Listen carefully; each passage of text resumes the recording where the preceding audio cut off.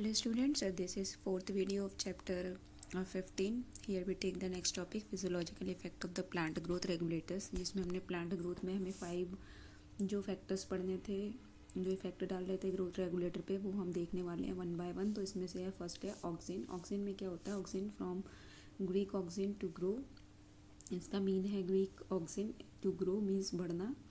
Was the first isolated from the human urine, ये सबसे पहले आइसोलेट किया गया था ह्यूमन यूरिन से। The term auxin is applied to the indole 3 acetic acid, जो टर्म ऑक्सिन है उसको अप्लाइड किया गया है as it is 3 acetic acid means IAA and to other natural and the synthetic compounds having the certain growth regulating properties। और कुछ जो other natural और सिंथेटिक कंपाउंड हैं जिसमें से कुछ ग्रोथ होती है, रेगुलेटिंग प्रॉपर्टीज़ होती हैं। They are generally produce by the growing apices of the stem on and root, ये जो है वो जनरली प्रोड्यूस होता है by growing of apices of the stem and root से। From where they migrate to the region, यहाँ पर से ये क्या करते हैं? माइग्रेट करते हैं to the region their action, उसके एक्शन के according. And auxin like IAA and the indole butyric acid IBA have isolated from the plants. जो ऑक्सिन है IAA और IBA ये आइसोलेट किए जाते हैं प्लांट से।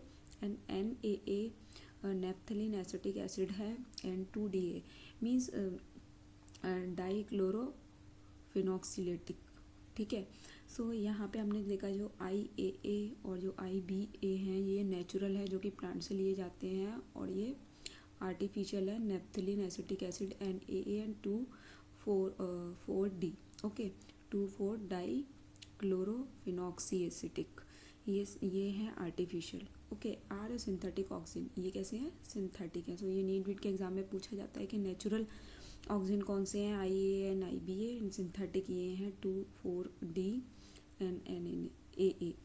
Agriculture and the horticultural practices, ये all this auxin have been used extensively, ये जितने भी ऑक्सिन होते हैं वो यूज होते हैं extensively in agriculture and horticulture practices के लिए।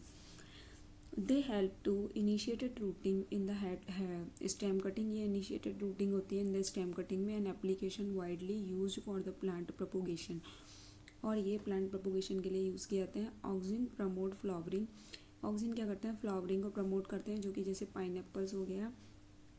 They help to prevent fruit from leaf drop, ये फ्रूट ये प्रिवेंट करते हैं फ्रूट्स एंड लीफ को, जो कि झड़ने वाली होती है अर्ली स्टेजेस में। But promote the abscissions of the older mature leaves and fruit, और उसको बचाते हैं झड़ने से। And in most higher plant, ज़्यादातर हायर प्लांट्स की बात की जाए, the growing apical buds inhibits of the growth the lateral axillary buds इस phenomena called the apical dominance. ये हम डायग्राम में देखेंगे, ये वाला पोर्शन जो एपिकल बर्ड कहाँ पर होती है वो, ओके। मोस्टली जो हायर प्लांट्स होते हैं, द ग्रोइंग एपिकल बर्ड्स जो होती है इनकी हायर प्लांट्स की bird invite the grow to the lateral axillary birds में जो कि फिनोमिना होता है उसको हम बोलते हैं apical dominance. The removal of the shoot tip, जो कि रिमूवल किया था शूट टिप से, okay, decapitations usually result in the growth of the lateral buds, जो कि ग्रो किए जाते हैं लेटरल बर्ड्स में। It is widely applied in the tea plantation, ये अप्लाइड किया जाता है टी प्लांटेशन में, हेड्स मेकिंग में। And can you explain why, और आप बता, अभी क्वेश्चन है क्यों, ये हम आगे डिस्कशन करेंगे, okay. Move to the next page, ये डायग्राम दिया हुआ है, इसमें इसकी पोजीशन भी दिया है। Auxin also include the parthenocarpy, जो ऑक्सिन होते हैं वो ये parthenocarpy, that is means in the tomatoes, they are the widely use in the herbicides में यूज़ किए जाते हैं। और ये 2,4D वाइडली यूज किल्ड, ये किल्ड करने के लिए किया जाता है डाइकोटिलेडन्स वीड्स में। Does not effect the mature monocotyledons, ये डाइकोट्स में किल करने के लिए जाता है, लेकिन इसका कोई इफेक्ट मोनोकोटिलेडन्स प्लांट्स में नहीं पड़ता। It is use to prepare the weed free lawns, ये यूज़ किए जाते हैं वीड फ्री लोन प्रिपेयर करने के लिए गार्डनर्स के through. And auxin also the controls xylem differentiation and the help in the cell division, और हेल्प करते हैं सेल डिवीजन में। सो ये आ गया apical dominance in the plant. A वाला पोर्शन है the plant with the apical buds, जो कि बात हो रही थी ए वाले प्लांट्स में एपिकल बर्ड्स की, ओके। एंड बी वाला पोर्शन है plant with the apical birds removal, अभी यहाँ से एपिकल बर्ड्स जो है रिमूवल में जो कि हेल्प कर रहे थे इसकी, उसमें। Not grow the lateral buds into the branches after the decapitations, जब ये होता है तब ये ब्रांचेस में कवर्ड हो जाती है, इसकी जो नॉर्मल बर्ड होती है वो ब्रांच में कवर्ड हो जाएगी। देन है इसके बाद सेकंड द जिबरलिंस। जिबरलिंस में क्या होता है? Gibberellins are the another kinds of the promotory gibberellins जो है वो अदर काइंड्स का एक प्रमोटरी PGR है जो बोलते हैं। There are more than 100 gibberellins, इस 100 और उससे ज़्यादा जिबरलिन्स हो सकते हैं reported from the widely different organisms such as fungi, higher plants. They are donated GA1, GA2 and GA3 and so on. कुछ इस टाइप से ये देते हैं gibberellins. However, Gibberellins acid GA3 was one of the first gibberellin to discover the remain in the most। GA3 सबसे पहला gibberellin है जो सबसे पहले डिस्कवर्ड किया गया था। ये कॉम्पिटिटिव एग्जाम में पूछा जाता है, सबसे पहला जिबरेलिन कौन सा डिस्कवर्ड किया गया था, GA3। Okay, most intensively studied from it, इसकी all GAS are the acidic. कैसे होते हैं, एसिडिक होते हैं। They produce a wide range of the physiological response in the plant. ये वाइड यूज इसके जितने भी रिस्पॉन्स होते हैं फिजियोलॉजिकल रिपोर्ट करते हैं। Their ability to cause an increase in length, और इसकी एबिलिटी होती है उसकी लेंथ को इंक्रीज करने के लिए। Of oxygen in use to increase the length of a graph stock and gibberellins, जो कि क्या करते हैं, फ्रूट लाइक जैसे एप्पल हो गए उसका साइज़ को बढ़ाने में हेल्प करते हैं, उसकी क्वालिटी उसकी शेप को इम्प्रूव करते हैं। और क्या करते हैं ये ऑल्सो डिले द सेंसेस, उसकी ओल्ड एज होती है जो प्लांट की उसको डिले करते हैं, उसकी ओल्ड होने से बचाते हैं। दस the fruits can be left on the tree longer time, और ये करते हैं जिससे क्या करते हैं हम ट्री के ऊपर जो फ्रूट्स लगे होते हैं उसको लंबे समय तक रख सकते हैं, और जब उसकी जब मार्केट पीरियड आता है तब हम उसको लेकर उसको सेल कर सकते हैं। GA3 is use to the speed up the melting process of brewing industry. GA3 जो होता है वो यूज होती है स्पीड अप मेल्टिंग जो प्रोसेस होती है ब्रूइंग इंडस्ट्री की, उसके लिए ये रिस्पॉन्सिबल होता है। अब चलते हैं नेक्स्ट पर। नेक्स्ट पैराग्राफ में हम देखेंगे sugar cane store the carbohydrate as a sugar in their stem. Sugar cane जो होता है वो स्टोर करता है carbohydrate as a sugar in their stem, अपनी स्टेम में कार्बोहाइड्रेट को शुगर के फॉर्म में स्टोर करके रखता है। Spraying the sugar cane crop with the gibberellin, अगर शुगर कैन की क्रॉप पर जिबरलिन के स्प्रे किया जाए तो ये क्या करेगा, इंक्रीज़ करेगा उसकी लेंथ और स्टेम की जो भी लेंथ होगी उसको। Thus the increasing the yield by the much as 20 ton per acres, और उसकी जो यील्डिंग होगी प्रोडक्शन की कैपेसिटी होगी 20 टन पर एकड़ के हिसाब से इंक्रीज हो जाएगी। Spraying gibberellin conifers with the GAS hastened the maturity period, और ये जो होगा स्प्रेइंग जिबरलिन का ये क्या करेगा, कॉनीफेयरस GAS हैस्टेंड मीन्स उसकी तेज़ी से उसकी मेच्योरिटी पीरियड जो होगा बढ़ता जाएगा, thus leading to the early seed production. And gibberellin also the promote the bolting means internode elongation just period of the flowering, and beat the cabbage means plants with the rostral habits। so इन सब में भी इसकी ये increase करेगा। Then चलते हैं next पे cytokinins. Cytokinins another kind of physiological factors है। सो साइटोकाइनिस क्या होता है, हैव अ स्पेसिफिक इफेक्ट है cytokinesis and were discovered as a kinetin. ये जो है स्पेसिफिक इफेक्ट है और इसको डिस्कवर्ड किया गया है काइनेटिन से, means a modified form of the adenine purine. एक मॉडिफाइड जो भी फॉर्म है एडेनिन एंड प्यूरिन की वो। From the autoclaves hearing of the sperm DNA and kinetic does not occur naturally in the plant। अब ये बोल रहे हैं इसको कहाँ से लिया गया है, the cytokinesis has a specific effect on the cytokinesis were discovered in the kinetin from the autoclaves herring. Autoclaves means क्या होता है, हीट करना स्टीम के थ्रू किसी भी चीज़ को ऑटोक्लेव कहते हैं, है ना। हियरिंग स्पर्म ऑफ DNA के स्पर्म से लिया गया था। Kinetin does not occur the naturally in plant, ये नेचुरली अकर नहीं होता प्लांट में। Search for a natural substance which with cytokinin. Okay, इसको सर्च किया था नेचुरल सब्सटेंस से cytokinin like activities led to the isolation of the zeatin from the corn kernels and the coconut milk. ये zeatin जो है कहाँ से लिया जाता है, corn kernel and the coconut milk से, सो वहीं से इसको लिया जाता है। Since the discovery of the zeatin several naturally occurring of the cytokinesis, इसमें कुछ नेचुरली अकर रहते हैं cytokinesis has a some synthetic compound. ये कैसे हैं, सिंथेटिक कंपाउंड होते हैं जो कि ये कहते हैं विथ सेल डिवीजन से प्रमोट होते हैं, उसकी एक्टिविटी से हैव बीन आइडेंटिफाइड, उससे आइडेंटिफाइड किए जाते हैं। Natural cytokinesis are the synthesize to region where rapid cell division occurs. और जो नेचुरल साइटोकाइनेसिस है, ये तो सिंथेटिक हो गया, नेचुरल जो साइटोकाइनेसिस है उसको सिंथेसाइज किया जाता है region where rapid cell division होता है वहाँ पर। जैसे कि रूट का हो गया, एग्जांपल दिया है, root apices and developing shoot birds हो गए, यंग फ्रूट्स एक्सेट्रा, जो कि हेल्प करते हैं और क्या करते हैं, प्रोड्यूस करते हैं न्यू लीव्स को and chloroplast in the leaves, lateral shoot grow and the adventitious shoot formation. यहाँ से ये cytokinins help in the overcome the apical dominance and the promote करते हैं न्यूट्रिएंट मोटर मोबिलाइजेशन को, उसकी जो भी मूवमेंट की प्रोसेस होगी, और हेल्प करेंगे डिलेइंग द सेंसेस स्लीप, और उसकी सेंसेस जो लीप होगी उसको डिले करेंगे। ओके, नाउ मूव करते हैं नेक्स्ट जो इसका फिजियोलॉजिकल। नेक्स्ट हम यहीं से लेंगे इथिलीन। इथिलीन में क्या होता है? Ethylene is a simple gaseous PGR. Ethylene जो होता है एक सिंपल गैशियस पीजीआर होता है। It is a synthesized in a large amount by tissue undergoing the senescence and the ripening fruit. So ये इसका क्या होता है, लार्ज अमाउंट जो सिंथेसाइज की लार्ज अमाउंट होता है by the tissue and undergoing the senescence of the ripening of fruits में। Influence of the ethylene on the plant include the horizontal growth seedling. जो इन्फ्लुएंस उसका होता है, influence of the ethylene on the plants में horizontally होता है, horizontal way में।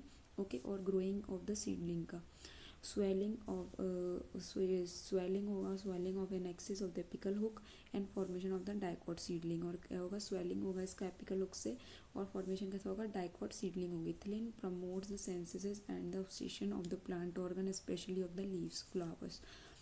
जो इथिलीन्स होता है वो प्रमोट करता है सेंसेसिस को, उसको और ज़्यादा ग्रो कराने के लिए। एब्सिशंस होता है प्लांट ऑर्गन को, स्पेशली उसके कौन सा ऑर्गन होता है, लीफ और फ्लावर्स को। Ethylene is a highly effective in a fruit ripening. Ethylene जो होता है हाईली इफेक्ट डालता है फ्रूट को रिपीनिंग करने के लिए। It enhance the respiration rate during the ripening, और इसकी एनहांस रेस्पिरेशन रेट होती है ड्यूरिंग द रिपीनिंग के टाइम पे फ्रूट्स के। This rise in the rate of the respiration is called the respiratory climatic. और ये जो राइज होती है इसकी रेट रेस्पिरेशन की, उसको हम रेस्पिरेटरी क्लाइमेटिक बोलते हैं। और वो ये इसलिए करता है उसकी ज़्यादा हेल्प कि जिससे क्या हो, ज़्यादा प्रोडक्शन हो, ज़्यादा उसकी रिपीनिंग की कैपेसिटी बढ़े और अच्छी क्वालिटी का प्रोडक्ट जो भी आप उसको मिले। Ethylene break seed in the bud democracy. Ethylene जो होता है वो ब्रेक्स क्या करता है, सीड्स को बड डेमोक्रेसी में। इनिशिएट जर्मिनेशन में इन द पीनट का हो गया जैसे seed, sprouting of the potatoes tuber, इन सब के में। And ethylene promotes the rapid internodes. और इथिलीन प्रमोट करता है रैपिड इंटरनोड को, मीन्स पेटियोल्स को एलोंगेशन करने में, इन डीप वाटर राइस जो भी प्लांट है उनके लिए। और ये हेल्प करता है, it help leaves upper part of the shoot, help करता है लीव्स में और अपर पार्ट जो भी शूट का होता है उसके लिए, रिमेन अबव द वाटर, जो अबव द वाटर रहेगा। Ethylene also promote the root growth. ये रूट ग्रोथ को भी हेल्प करता है, रूट हेयर्स जो भी फॉर्मेट होते हैं उसके फॉर्मेशन में भी हेल्प करता है, दस helping the plant and increase their absorption surface. और उसका जो भी एब्जॉर्प्शन पावर होती है सरफेस से उसको ये इंक्रीज करता है। नेक्स्ट पैराग्राफ में देख लेते हैं, ethylene is use to the initiate flowering and for the synchronising fruits at is a pineapple. Okay, जो इथिलीन होता है वो यूज होता है इनिशिएशन फ्लावरिंग में, फॉर सिनक्रोसिंग जो फ्रूट है इसका पाइनएप्पल का उसमें। It is also in induce the flowering in mango. ये इंड्यूस रहता है फ्लावरिंग जो भी मैंगो का होता है उसमें। Since ethylene regulates so many physiological process. और इथिलीन जो होता है कई सारी फिजियोलॉजिकल प्रोसेस को भी करता है। It is one of the most widely use PGR.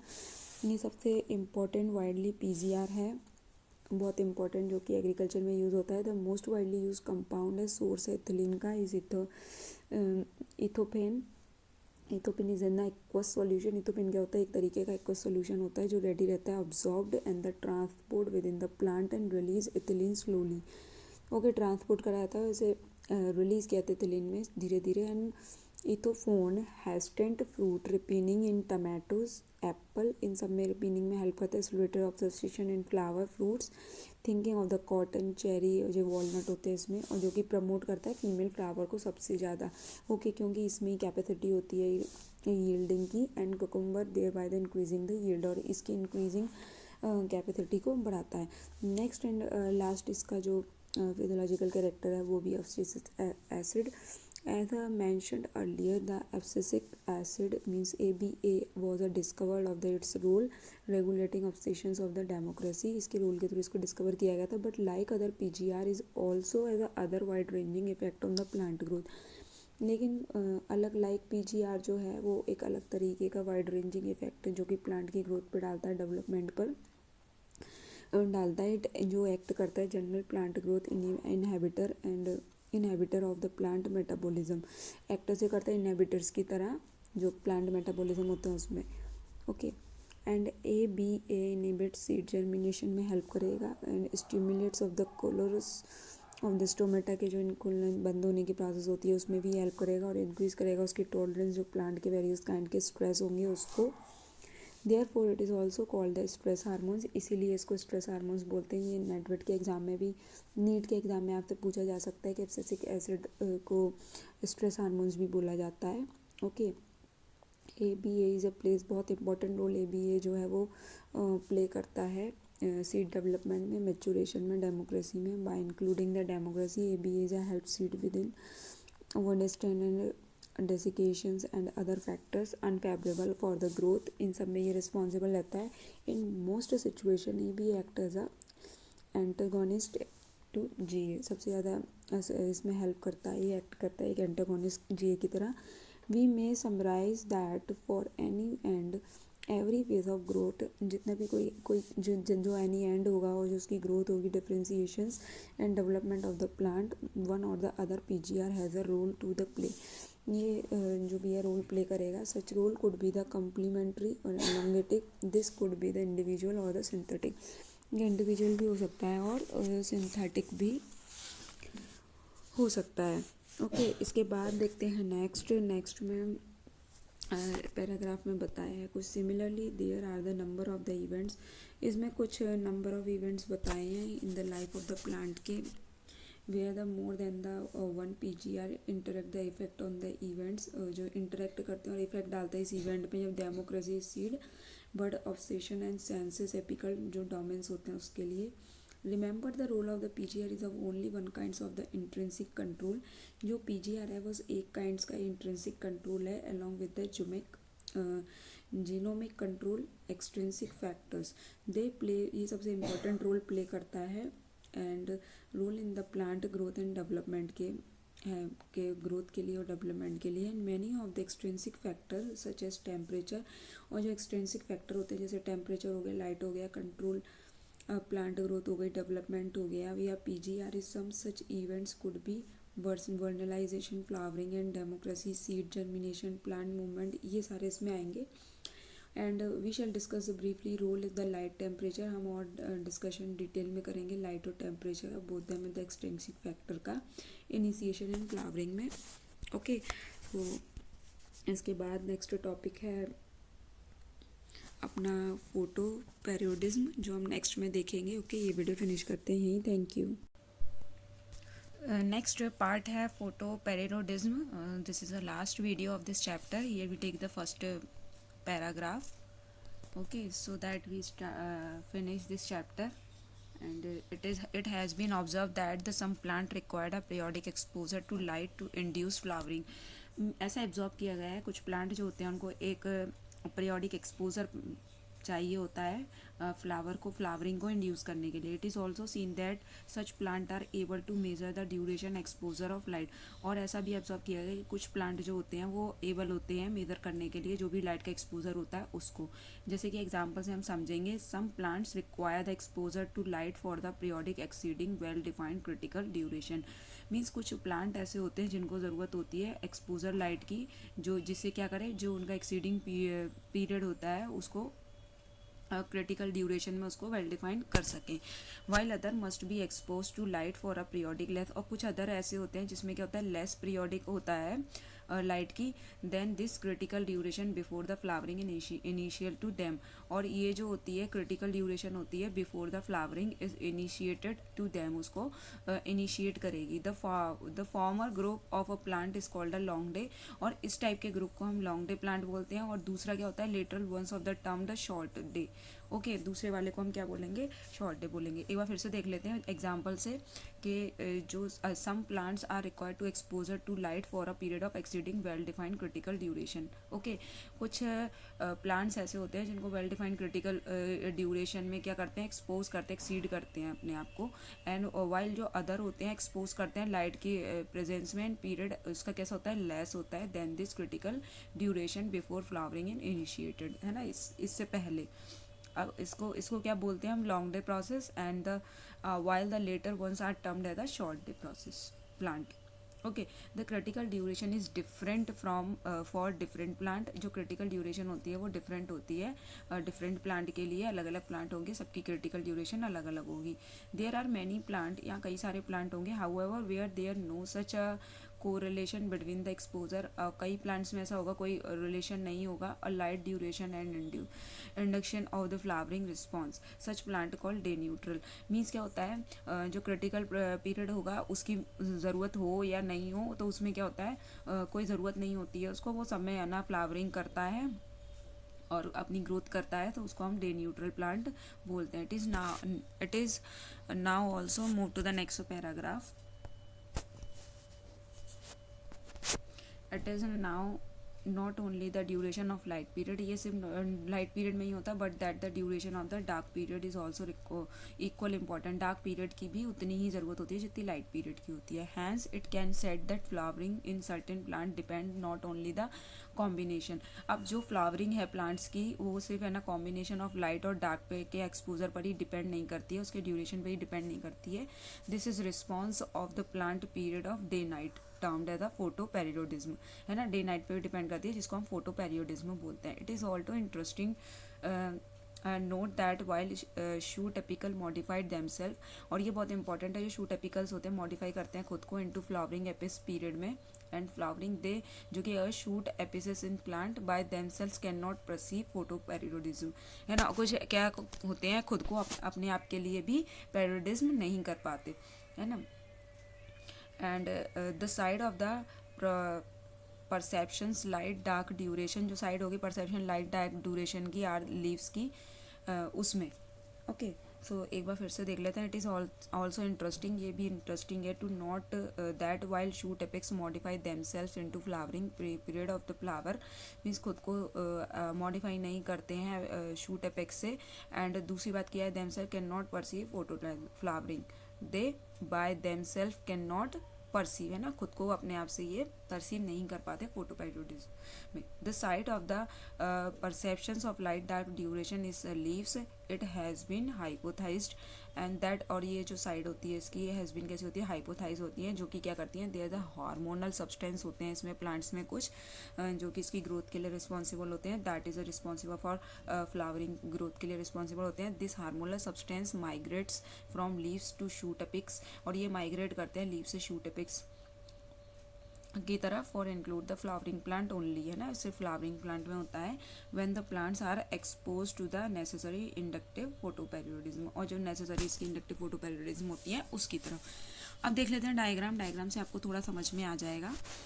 जैसा इन्होंने बोला कि लॉन्ग डे पढ़ा हमने, शॉर्ट डे पढ़ा एंड डे न्यूट्रल पढ़ा, इसमें देखा long day, short day and day neutral, तो इनका वर्क क्या होता है वो देखना है। ये फोटो पेरियोडिज्म है जिसमें लॉन्ग डे, शॉर्ट डे और डे न्यूट्रल प्लांट दिए। ये लॉन्ग डे का है, तो इसमें बोला है कि जो क्रिटिकल फोटो पेरियोडिज्म होता है तो इसमें क्या होता है, उसमें बिलो जाएगा तो उसमें फ्लावरिंग नहीं आएगी, अबव जाएगा तो उसमें फ्लावर्स आएंगे, ये हो गया डे न्यूट्रल में।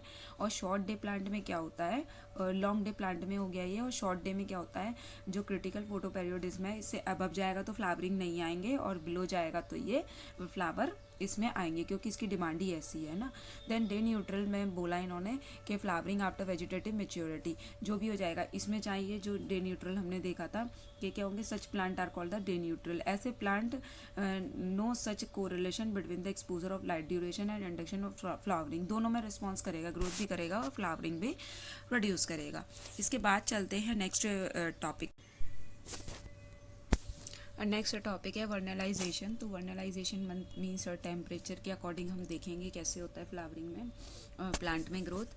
There are the plant for which flowering is either quantitative और qualitative, depend on the exposure of low temperature. ये बोल रहे हैं there is a plant which flowering is, ऐसे प्लांट जिनकी फ्लावरिंग क्या होती है, या तो उसकी क्वालिटी और या फिर उसकी क्वांटिटी पे डिपेंड करती है एक्सपोजर ऑफ लो टेम्परेचर पे, कि लो टेम्परेचर में कैसी उसकी क्वालिटी होगी और क्वांटिटी होगी। This phenomena is termed as a vernalization, और यही फिनोमिना को हम वर्नलाइजेशन बोलते हैं। It prevent the precocious reproductive development late the growing season, और ये प्रिवेंट करता है जो प्रोसेसियस रिप्रोडक्शन होता है, डेवलपमेंट होता है, लेट ग्रोइंग होती है जो सीजन के according, and enable the plant to have the sufficient time to reach the maturity, उनको सफिशिएंट टाइम तक इनेबल द प्लांट जो भी रहते हैं वो सफिशिएंट टाइम तक रीच और मेच्योरिटी तक नहीं हो पाते हैं. Vernalisation refers to the especially to the promotions of flowering by the period of the low temperature. Vernalization refer करता है स्पेशली प्रमोशन ऑफ फ्लावरिंग जो भी पीरियड है उसका लो टेम्परेचर का उस पे. सम इम्पॉर्टेंट फूड प्लांट, कुछ इंपॉर्टेंट फूड प्लांट है जैसे वीट हो गई, बार्ले हो गई, have two kinds of varieties. ये दो तरीके की वेराइटीज़ हो गई, winter and spring varieties.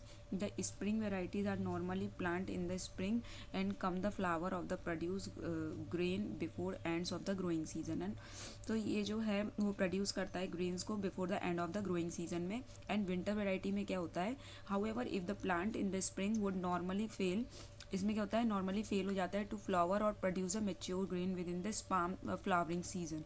Has they are the planted in the autumn, इनको क्या किया जाता है ऑटम में दे जर्मिनेट करते हैं. And over the winter come out the small seedlings, और जो विंटर होती है उसमें स्मॉल सीडलिंग होती है रज्यूम करते हैं and growing the spring season में जो कि ग्रो करेंगे. And are the harvested usually around the mid summer, और इनको हार्वेस्ट किया जाता है यूजुअली इन द समर में. एंड अदर एग्जाम्पल है वर्नलाइजेशन का is in the biennial plant में. मीन्स बाइनियल मतलब दो सीज़न में इनकी जो वर्नलाइजेशन की प्रोसेस होती है वो दो सीज़न की ज़रूरत होती है उन प्लांट्स को. The biennial are the monocarpic plant होते हैं इसमें that normally flower in die in the second season, है ना. उसके नॉर्मली फ्लावर कैसे पहले सीजन में ग्रो करेंगे, सेकेंड में कैसे होंगे, डाई हो जाएंगे. And subgrade beet and cabbage हो गई and carrot are some of the common biennial, ये सब बाइनियल के एग्जाम्पल हैं. Sugar beet and cabbage, carrot, okay, ये सब कॉमन बाइनियल प्लांट है. Subject is a growing in the biennial plant to cold treatment, ये कोल्ड ट्रीटमेंट में होता है. Stimulated of the subsequent photoperiodic flowering response के लिए हेल्प करते हैं. ये ऑल अबाउट वर्नलाइजेशन का हो गया. इसके बाद मूव करते हैं हम नेक्स्ट टॉपिक पर. अपने नेक्स्ट टॉपिक है अपना सीड डोरमेंसी. सीड डोरमेंसी में क्या होता है, सीड को कैसे जर्मिनेट किया जाए और कैसे उसको इन्वायरमेंटल फैक्टर या नेचुरल फैक्टर दिए जाए, वो सारा हम देखेंगे. There are the certain seed which fail germinate, ऐसे कुछ सीड होते हैं जो क्या होते हैं जर्मिनेशन से पहले ही फेल हो जाते हैं, जर्मिनेट नहीं हो पाते हैं. Even with the external condition are favourable, जबकि एक्सटर्नल कंडीशन कैसी होती है, फेवरेबल होती है. Such seed are understood to the undergoing the period of the dormancy which is control not by the external environment. कुछ ऐसे सीड होते हैं जो कि क्या करते हैं इन्वायरमेंटल कंडीशन में ग्रो नहीं कर पाते हैं, जर्मिनेट नहीं हो पाते हैं, but are undergone this control of the condition which seed itself. और कुछ ऐसी कंडीशन होती है एंडोजिनस, अंदर की तरफ कंट्रोल की जाती है कंडीशन को, और जो सीड क्या करता है इटसेल्फ करके अपने आप को थोड़ा जो भी है जर्मिनेट करने की प्रोसेस में लेकर आएगा. And impermeable and the hard seed code, जो कि क्या होते हैं इसके इम्परमिएबल और जो हार्ड सीड कोड होते हैं वो ये क्या करते हैं, the presence of the chemical inhibitors, जो केमिकल के इनिबिटर्स होते हैं सच एज जैसे एब्सिटिक एसिड हो गया, फिनोलिक एसिड हो गया, पैरा एब्सॉर्बिक कॉर्बिक एसिड हो गया, एंड इमेच्योर एम्ब्यूरोज हो गए, ये सारे इसके लिए रिस्पॉन्सिबल होते हैं. और ये reason which is cause to the seed dormancy, यही रीज़न होता है सीड डोरमेंसी का, है ना.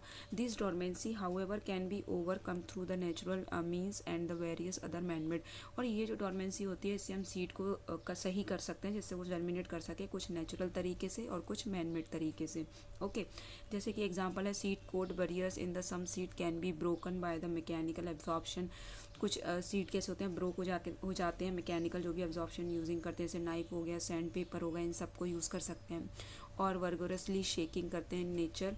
These abrasions are the caused by the microbial action, और ये जो होते हैं माइक्रोबियल एक्शन के थ्रू एंड इसको पासेज कराए जाते हैं. डाइजेस्टिव ट्रैक्ट होते हैं जो एनिमल्स के, इफेक्ट ऑफ द इनिवेटर सब्सटेंस, कुछ इनिवेटर सब्सटेंस होते हैं वो इफेक्ट डालेंगे जो कि रिमूव करेंगे by subjecting and the seed chilling condition. Means ख़राब हो गया तो उनको थोड़ी कूल कंडीशन में रखा जाए. और by the applications of the certain chemical, कुछ सर्टेन केमिकल्स के कांटेक्ट में रखा जाए, लाइक जैसे होगा ये gibberellic acid and the nitrates, है ना. And changing the environmental condition को भी चेंज करके देख सकते हैं हम कि ये इस कंडीशन में नहीं सर्वाइव कर पा रहा तो इस कंडीशन में कर पाएगा कि नहीं. सच ऐसा जैसे होगा लाइट बदल के उसकी लाइट देखो, सनलाइट की प्रोसेस एंड उसका टेम्परेचर कम ज़्यादा करके देख सकते हैं ना.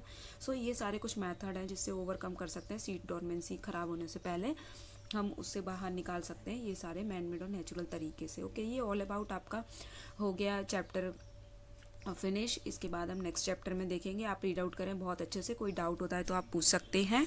ओके, तो हमने ये चैप्टर कवर कर लिया है अपना पूरा, ये सारे अपने टॉपिक थे इसमें, और ये चैप्टर हमने स्टार्टिंग से लिया था जो भी अपन का फिनिश हो चुका है। तो ये वीडियो फिनिश करते हैं यहीं। Okay, thank you.